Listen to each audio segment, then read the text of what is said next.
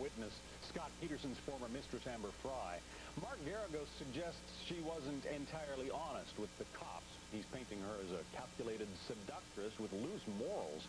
Here's a sample of the cross-examination. Garagos says, "You were drinking straight through the night once you met this guy." She says, "Yes." Garagos, "You spent the night together on a second date less than 2 weeks later, and then the following morning he took off." She answers, "Yes."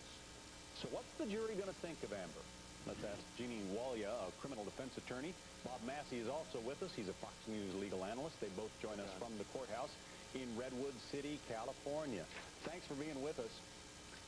Ginny, the attempt to portray a woman, any woman, as sort of, loose, sleazy manhunter, that's pretty dangerous stuff when you've got women on the jury, isn't it?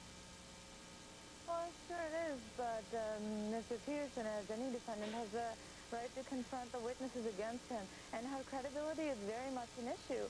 And he is supposed to talk about whether she's telling the truth, and this is relevant to her credibility. And we shouldn't forget that the prosecution did the same thing with Peterson, although they showed no element of murder to be coming out of what Ms. Fry's testimony was about. It was about motive and the fact that Peterson's been portrayed to be a bad person. Now defense is doing the same thing. Bob, is he making any headway if tarnishing Amber is his goal? I don't think he's brought anything out that we didn't already know, John. I mean, I think we knew that obviously there was some issue of promiscuity. We knew that, in fact, that they had some relations on the first and second date, that they drank and partied a lot. And all of us that were in the courtroom, some said, well, maybe he'll just ask a few questions. It's obvious, John, that he is being very tedious and manipulative and going through this timeline. But whether he's gaining anything as it relates to the ultimate cause of death issue, I don't really think so. But, obviously the jury would be the ultimate decider of that issue. Ginny, I talked to a lot of experts who are watching this case and say, they say, yeah, they have proved that Scott Peterson was heartless. He could care less about his missing wife. All he wanted to do was chase after this tall, blonde massage therapist with whom he'd had sex. But there is no evidence of murder here. Do you see it that way?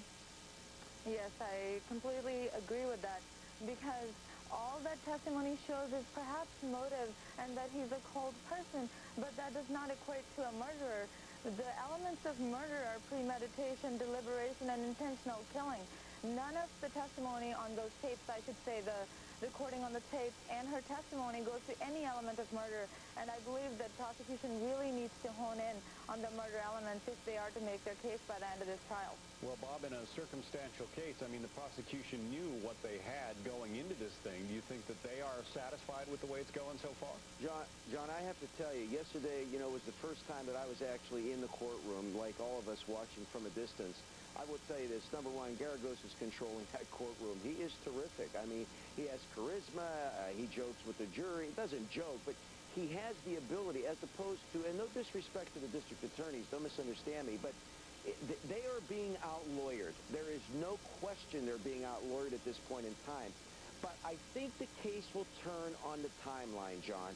If somebody on that jury is paying attention to the extent that they should, and obviously this is going to go on for probably a couple more months, and they track the timeline, that's where the defense may get themselves in a jam, because too much of it could not be considered just coincidental.